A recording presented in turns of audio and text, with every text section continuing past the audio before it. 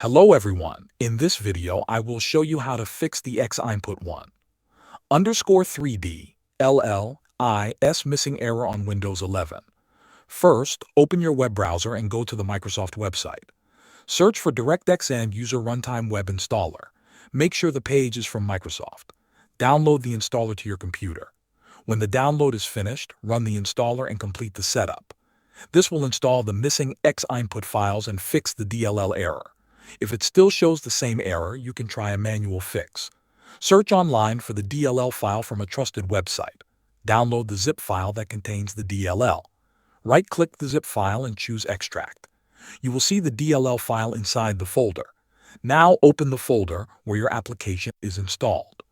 Copy the DLL file and paste it directly into this folder. After copying the file, close the folder and start the app again. In most cases, the error will be fixed and the app will run normally. Thanks for watching.